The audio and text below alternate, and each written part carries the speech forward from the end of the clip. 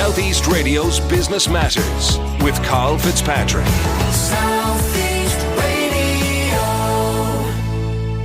Well, I'm now joined by a resident economist, Marc Coleman. Marc, with a surplus of over €16 billion estimated for the state next year, what should the government do with this? Should it cut taxes and or invest in capital spending? Karl, we should be doing that anyway. And the reason we should be doing that is not the bonanza we're going to get next year, which is going to happen. The reason we should cut taxes is because we had 12 billion increase in taxes between 2008 and 2013, and the taxpayer never got relief when the economy grew. The economy has doubled in size. Public spending has gone in. Listen to this number. Public spending is now at least 37 billion euros a year higher than when the Great Recession ended 2014. So the government has turned around to taxpayers and said, you know what, we're not going to reduce the tax austerity that we inflicted on you, the universal social charge, taking away mortgage interest relief, the tax on pensions. We're not going to unwind that, but instead we're going to increase spending by 3 times the amount by which we increase taxes. That's why we need to cut taxes. And this is why the government is so unpopular, because the feel-bad factor, we should have a feel-good factor. If the economy has doubled in size, everybody should be having a feel-good factor. But Middle Ireland and the private sector did not share in that recovery. The multinational sector did. The public sector did.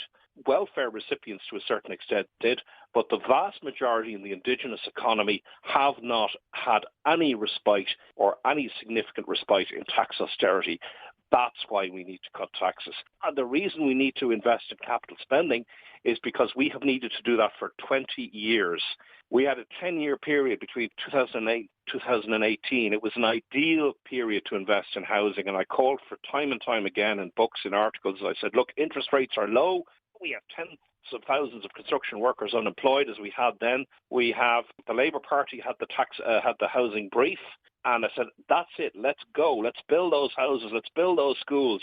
And that's what we could and should have done in that period. Unfortunately, for one reason and another, wasn't done. I'm not blaming anybody.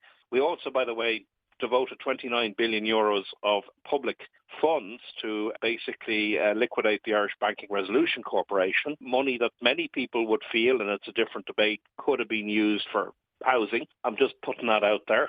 You know, that was our lost decade in terms of public investment.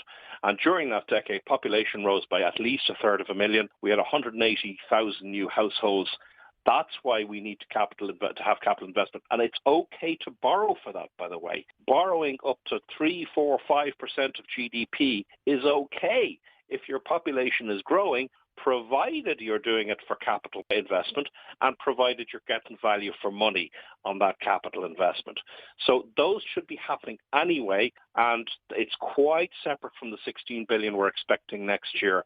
The first thing we need to do about that is really, really understand now what is going on in our economy, and we need an urgent study, not PhD academic left-wing university study.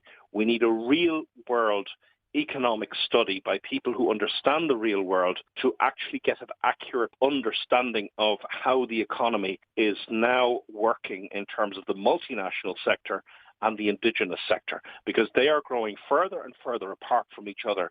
And if we don't get a handle on that right away, we are going to have uncurable social division in our country within the next few years. Well, if you've just tuned in, that was a resident economist, Marc Coleman, and Marc will be joining us again on next Saturday's programme. Southeast Radio's Business Matters with Karl Fitzpatrick. Southeast